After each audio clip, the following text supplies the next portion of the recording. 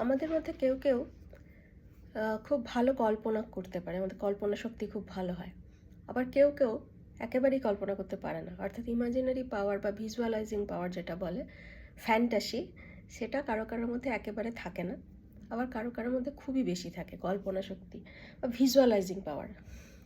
অনেক সময় কল্পনা শক্তি অন্যরকমভাবে হয়, কিন্তু যদি আমি বলি যে একটি সমুদ্রের ধারে সুন্দর সূর্যাস্ত হচ্ছে, সেটা একদম ভিভিডলি কল্পনা করা, সেটা কেউ কেউ পারে, কেউ বেশি পারে, কেউ কম পারে, কেউ একেবারেই পারে না।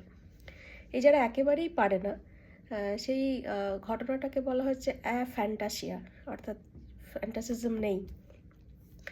তো এই ফ্যান্টাসিয়ার কারণ হচ্ছে কিছুটা অনেক সময় থাকে ব্রেনের যে অঞ্চলে এই কল্পনা শক্তি তৈরি হয় বা যেটা, এবং সেখান থেকে ভিজুয়ালাইজ করার জন্য ভিজুয়াল কর্টেক্সে যাওয়ায়, সেই কানেকশানটা অনেক সময় থাকে না।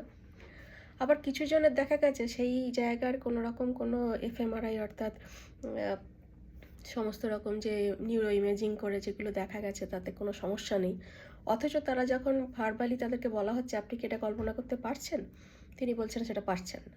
অর্থাৎ সেটা সে তার ভিজুয়াল কর্টেক্স কাজ করছে, তার কল্পনা শক্তি কল্পনা করতে তিনি পারছেন, কিন্তু তিনি সেটা তারপরে কম্প্রিহেন্ড করে বলতে পারছেন না।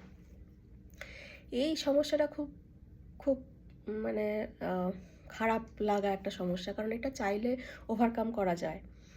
এটা বলা হয় যারা অ্যাটেনশান স্প্যান যাদের কম, অর্থাৎ যারা কোনো জিনিসের প্রতি অ্যাটেনশান দেন না, মনোযোগ দেন না, তাদের ক্ষেত্রে অনেক সময় এই সমস্যাটা খুব বেশি হয়।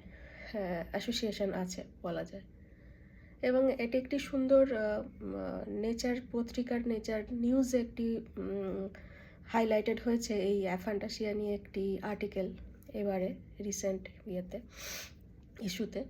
তো ওখানে তারা একটি সুন্দর প্যারাগ্রাফ দিয়ে শুরু করছেন যে আপনি আজকে যে ব্রেকফাস্টটা খেয়েছেন সকালে, আপনার কি মনে আছে এক্স্যাক্ট টেক্সচারটা কেমন ছিল? ধরা যাক একটা আপনি মাফিন খেয়েছেন, মাফিনের টেক্সচারটা কীরকম ছিল ওপরে, যখন আপনি খাচ্ছিলেন মুখের ফিলিংটা কীরকম হচ্ছিল মুখের ভিতরে।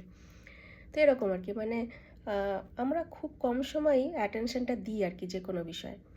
এই সমস্ত কিছুতে, এই যে আমরা যখন খাচ্ছি, যখন কথা বলছি, যার সাথে কথা বলছি, যা দেখছি, সেটাতে একদম পরিপূর্ণ 100% অ্যাটেনশন যদি আমরা দিই, যেটা বেশিরভাগ সময় দেওয়া হয় না এখন, সেক্ষেত্রে কিন্তু এই ফ্যান্টাসিয়াটা একটু কাটানো যেতে পারে। অর্থাৎ মানুষ আরও একটু কল্পনাপ্রবণ হতে পারে এবং ফ্যান্টাসির জগতে যেতে পারে।